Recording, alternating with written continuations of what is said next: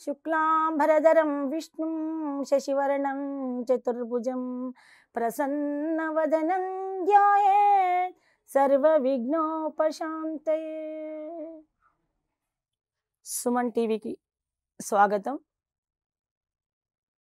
సందర్భోచితంగా ఇప్పుడు నడుస్తున్న ధనుర్మాసం గురించి మీకు కొంత వివరణగా చెప్పాలని ఉద్దేశంతో ఈ కార్యక్రమం మొదలు పెడుతున్నాను. శ్రీరామ పరబ్రహ్మణే నమః. కాలానికి మనకు మానవాళికి కాలం ఒక సంవత్సర కాలం ఎలాగో రాత్రి పగలు, అలాగే దేవతలకి ఉత్తరాయణం దక్షిణాయనమే ఉంటాయి. ధనుర్మాసం అనే పేరు ఎలా వచ్చింది? ధనుర్మాసం అంటే ఏంది? ఒక్కొక్క మాసంలో సూర్యభగవానుడు సంచరించే కాలాన్ని సంక్రమణము అంటాము. మేషాది రాశుల నుండి మీనరాశి వరకు కూడా ఒక్కొక్క మాసంలో సూర్యుడు సంచరిస్తున్నప్పుడు, అలాగే ధనస్సు రాశిలో ప్రవేశించేటప్పుడు సూర్యభగవాన్ని ధనుర్మాసం అంటాము. మనకు కాల ప్రమాణం ఎలా ఉంది? 24 గంటలు ఒక దినము, ఒక దినమునకు ఒక మాసానికి 30 రోజులు. ఇట్లాగా ఈ మాసాలు ఎలాగా వస్తున్నాయో దేవతలకు ఉత్తరాయణము దక్షిణాయనము ఒకటే సరళరేఖ నుండి, కర్కాటక సంక్రమణం నుండి మకర సంక్రమణం వరకు ఒకే సరళరేఖ మీద సూర్యచంద్రులు వచ్చినప్పుడు రాత్రి పగలు 2 ఆయనాలుగా వస్తుంటాయి. దక్షిణాయనాన్ని రాత్రి కాలంగా, ఉత్తరాయణాన్ని దేవతల యొక్క పగటి కాలంగా మనం పరిగణిస్తూ ఉంటాము. అయితే ఏంటంటే అన్నింటికంటే విశేషమైనటువంటిది ఈ వైష్ణవ సాంప్రదాయ ప్రకారము విష్ణు పూజలే ఎందుకు చేయాలి, ఈ ధనుర్మాసంలో శివ పూజలు ఎందుకు చేయకూడదు అంటే, మధుకైటభులు అనేటువంటి రాక్షసులను దుంచినటువంటి మహావిష్ణువు, విష్ణువు అనగా సర్వవ్యాప్తి చెందినవాడు. అటువంటి విష్ణువు చాలా అలసిపోయి ఉండటం వలన దేవతాగణాలన్నీ కూడా విష్ణువుకు తమను అసుర బాధ నుండి రక్షించాడనే కృతజ్ఞతాభావంతో వెళ్ళి పురుష సూక్త శ్రీ సూక్తాలతో అర్చించి అనేకమైన వేదఘోషణలతో స్వామిని ప్రాతకాలాన్ని మేలుకొలిపి ఈ ధనుర్మాస వ్రతాన్ని ఆచరించారు. అలాగా ఈ సూర్యభగవానుడు ధనుసు రాశిలో ప్రవేశించడం వలన ఈ కాలము దేవతలకు ప్రాతకాలము బ్రాహ్మీ ముహూర్త కాలం అయింది. ఎప్పుడైనా బ్రాహ్మీ ముహూర్త కాలంలో చేసేటువంటి పనులు చాలా విశేషమైన ఫలితాలను ఇస్తాయి. అలాగే విష్ణువుకి ఎందుకు ప్రీతికరమైందనో మనం ఎందుకు చెప్పుకున్నాం? విరిప్రియుడు విప్రప్రియుడు. విప్రుడు అనగా బ్రాహ్మడు. విప్రుడు చేసే వేద పఠనాల ద్వారా, స్తోత్ర మంత్రాల ద్వారా విష్ణువు చాలా ఉత్సాహంతో ఉత్తేజపరుతుడై తన అలసటను మర్చిపోతాడట. అలాగే అలంకార ప్రియుడు. అర్చనామూర్తికి ఈ అలంకారాలన్నీ చేయడం వలన అనేకమైనటువంటి పుష్పాలంటే చాలా ఇష్టం.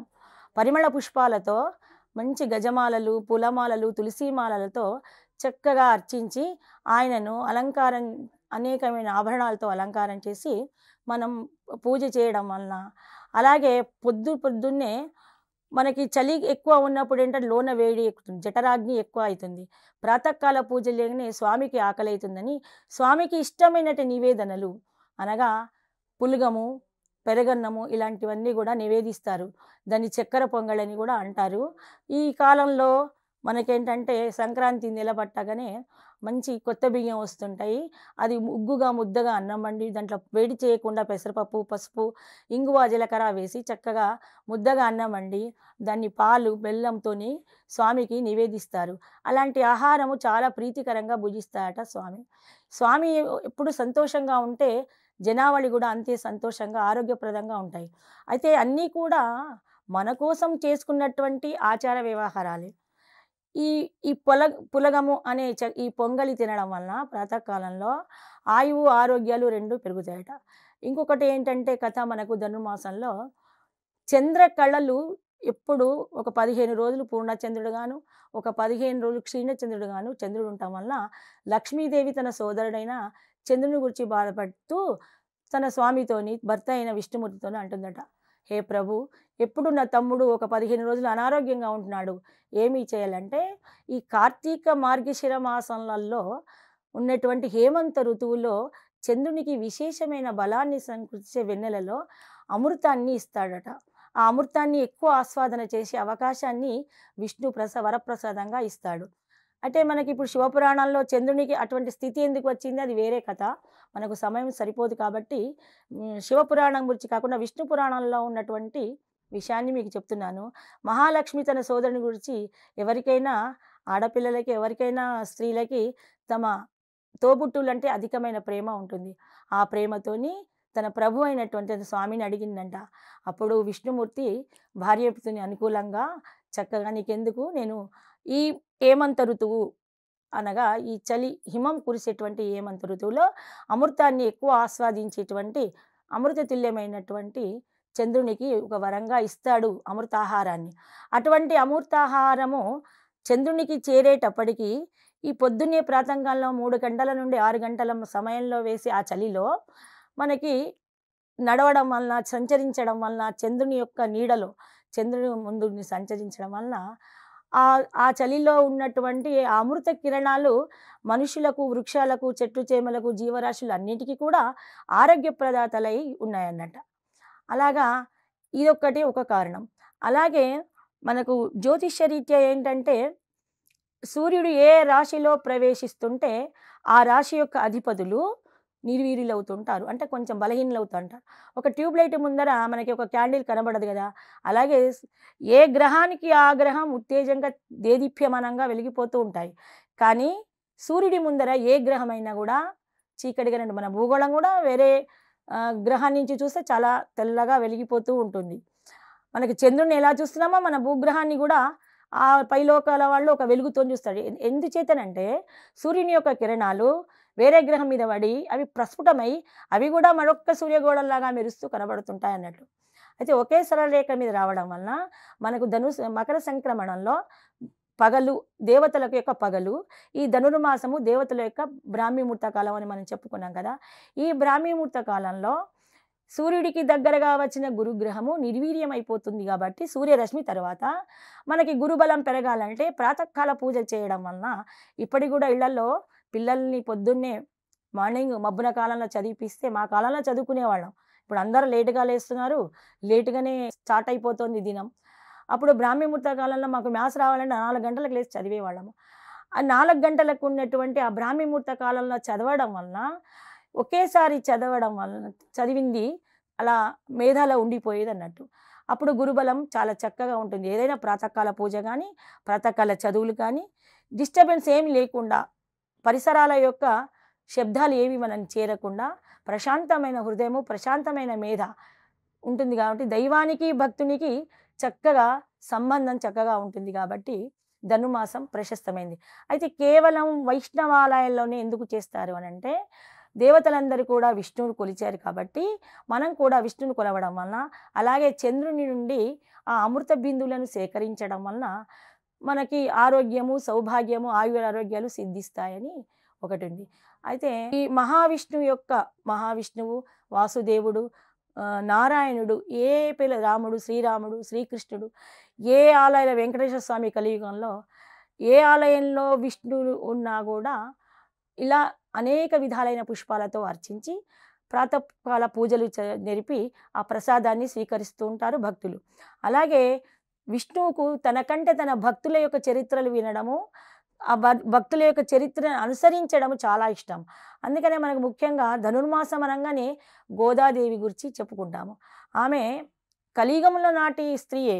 గోదాదేవి ఈ కలియుగంలో కూడా ప్రభువు పలుకుతాడు అనడానికి నిర్ధారణ గోదాదేవి కథ. మనకు గో అనగా భూమి, దా అంటే ఇవ్వబడినది అని. గో అంటే తేజస్సు, గో అంటే వెలుగు, గో అంటే మహాలక్ష్మి, గో అంటే ఐశ్వర్యము. గో అనే పదంలో ఇన్ని అర్థాలు ఉన్నాయి.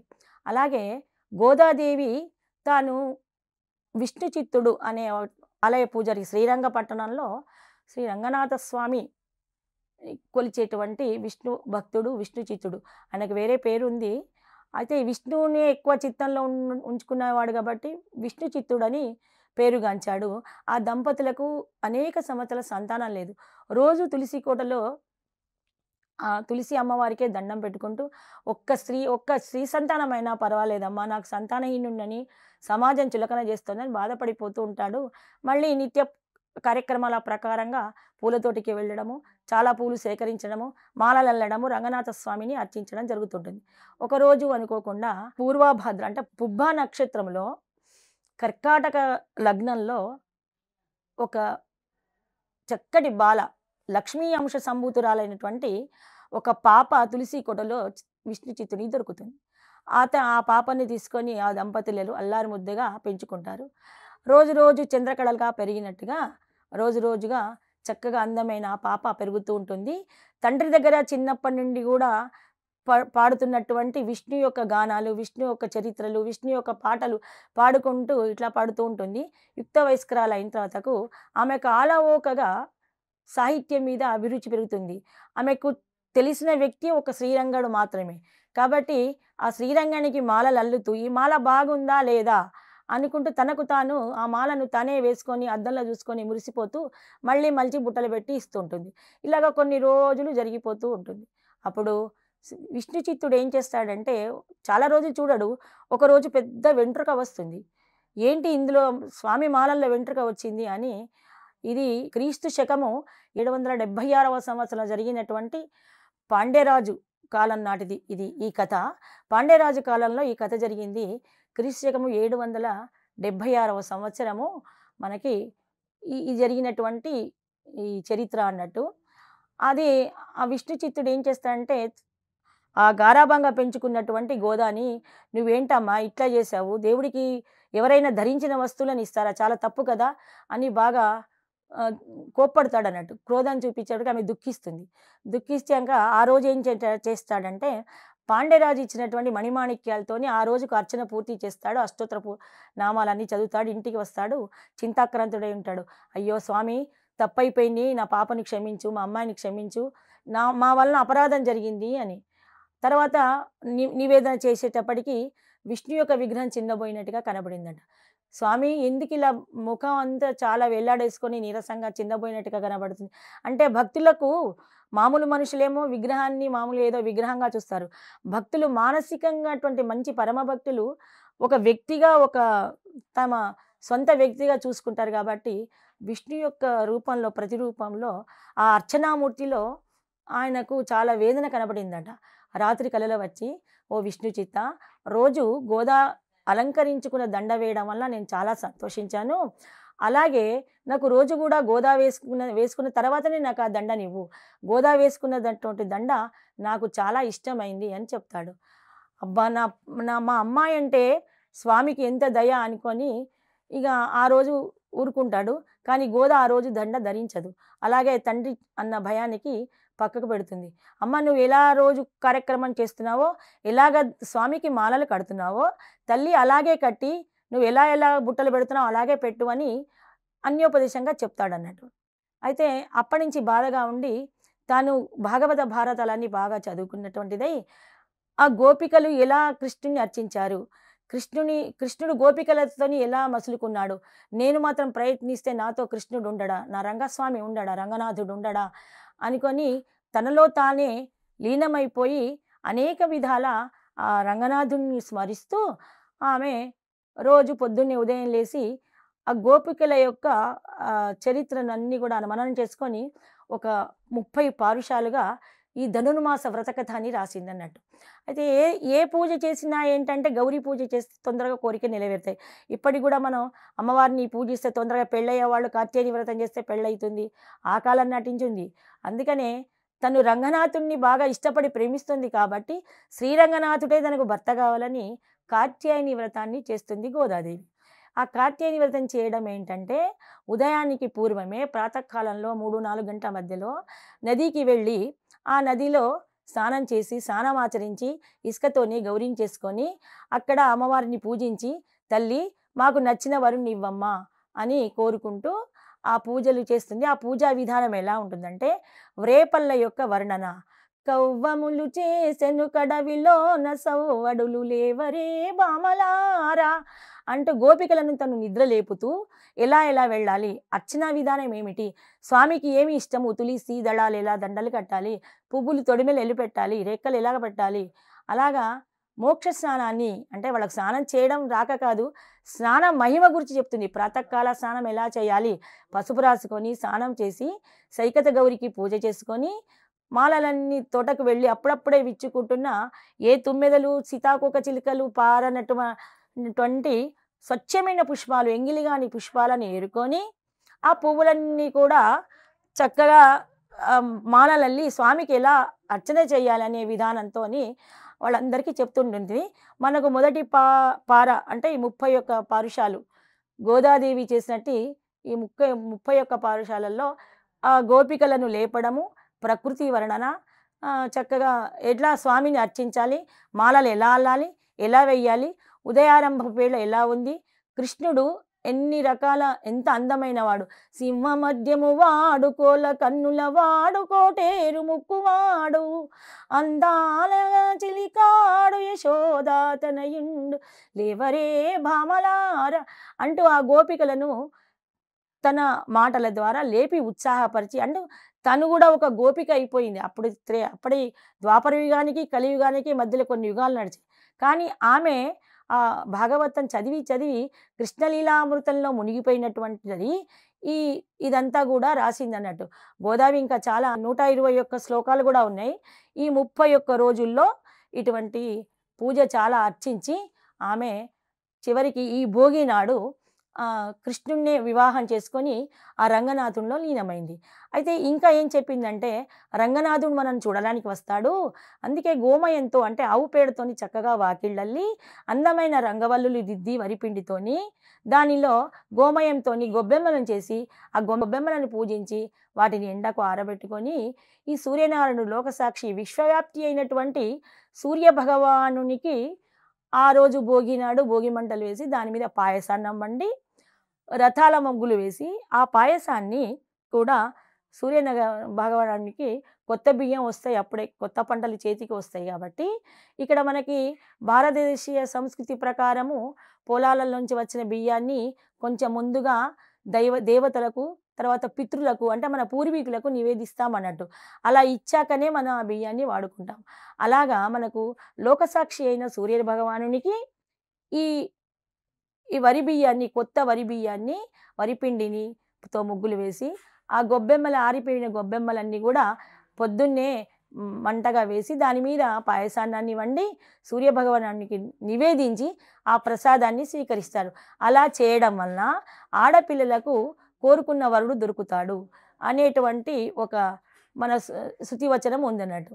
అప్పుడు ఈ గోదాదేవి కూడా అలాగే కాత్యాయని వ్రతాన్ని చేసి తనొక్కరిదే ఫలితాలను పొందడం కాక తన స్నేహితులకు కూడా అటువంటి ఆ వ్రతాచరణాన్ని ఆ వ్రత శుభ ఫలితాలని తెలిపి భోగి నాడు అందుకే మనకు గోదా కళ్యాణం సంక్రాంతి రేపనంగా భోగి పండుగ నాడు సాయంత్రము గోధూళి వేళ గోదా రంగనాథ స్వాములకు కళ్యాణం చేస్తాము. ఆమె ఆండాళ్, ఆమె పుబ్బా నక్షత్రం కర్కాటక రాశిలో జన్మించింది.